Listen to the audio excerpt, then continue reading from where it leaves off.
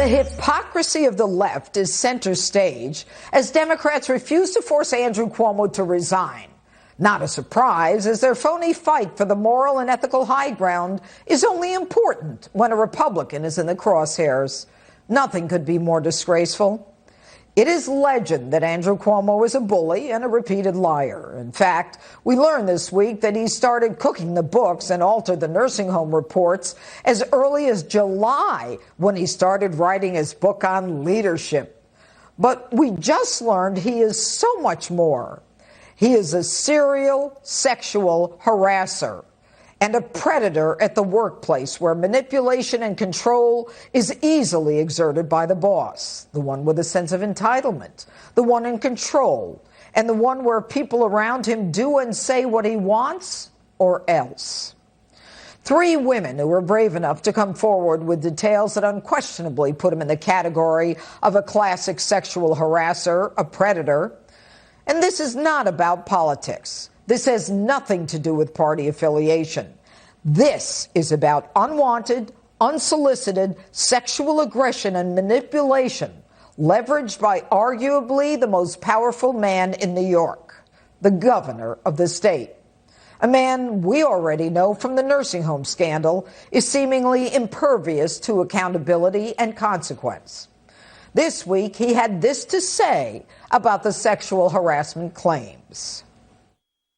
It was unintentional, and I truly and deeply apologize for it. I feel awful about it.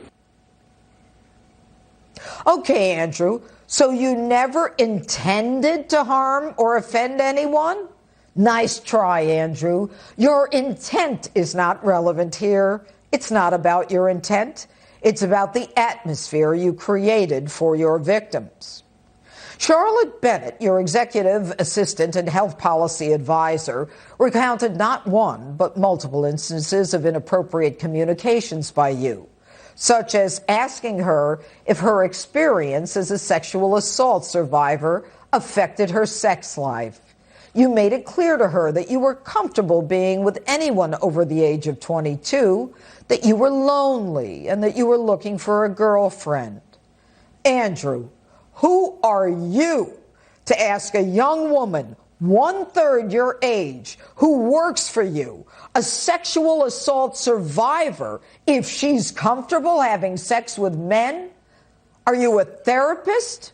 You have no right to ask an employee about her sexual likes and dislikes, pervert. And Charlotte did what she was supposed to do under New York law. She made a complaint, a legally recognized recent outcry to your chief of staff and your chief counsel in 2020. She immediately expressed a fear of retaliation by you, and as we have come to know from the nursing home scandal, your counsel and your chief of staff circled the wagons, and instead of assuring her, protecting her, and encouraging her to participate in a thorough investigation as required by law, one that you signed, Andrew, she was simply transferred and nothing further was done. Your top staff failed in their legally required obligations to refer to the governor's office of employee relations. So you sexually harassed your employee with impunity. And you have the unmitigated gall to stand before us and say this? I fully support a woman's right to come forward. And I think it should be encouraged in every way. Really, Andrew? In every way they should come forward? Except the legally required way that you and your staff denied Charlotte Bennett. Now, victim number 2, Anna Roosh, says that you grabbed the small of her bare back at a wedding and that you cupped her face with both hands, asking if you could kiss her. But this is what you would tell the public. I never touched anyone inappropriately. I never touched anyone inappropriately. You're a liar, Andrew, a liar. Take a look at this picture. You're a predator. She looks terrified. You are twice her size, twice her age. You are grabbing her publicly and no one is coming to her aid. What gives you the right to grab a woman's back, a woman you don't even know, to grab her face with both your hands in an effort to kiss her? And you did it in public? How many times have you gotten away with this kind of behavior?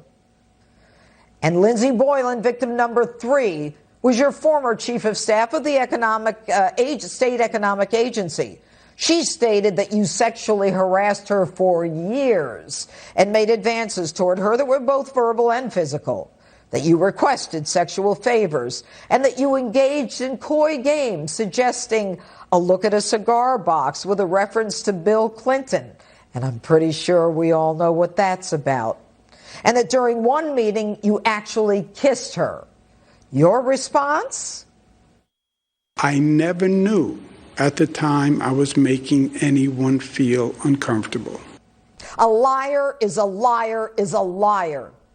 Now, if you Google sexual harassment in New York State, the first article that comes up reads, Governor Cuomo and New York State are leading the nation with new laws to combat sexual harassment in the workplace. Under your law, Andrew, you're required to have training in sexual harassment, which statutorily doesn't need to be severe or even pervasive to be illegal.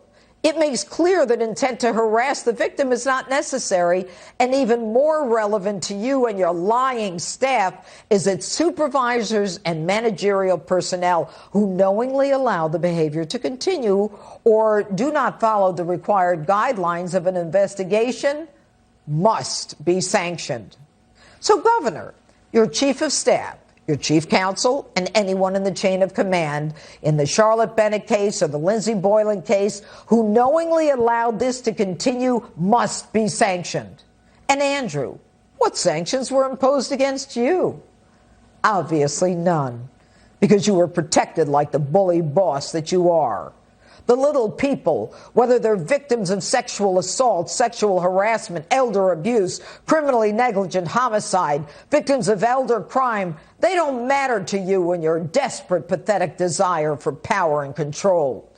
It's the reason your staff is now dropping like flies. And if any of them are listening, I would recommend they obtain counsel as soon as possible. Andrew, your time is up. You've not only bullied too many people, you've crossed the line and violated the law over and over again. You're an arrogant, corrupt, condescending, conceited, self-important braggart bully. You're a blight on the state of New York, and you no longer deserve to be called a governor of the great state of New York. And that's my open.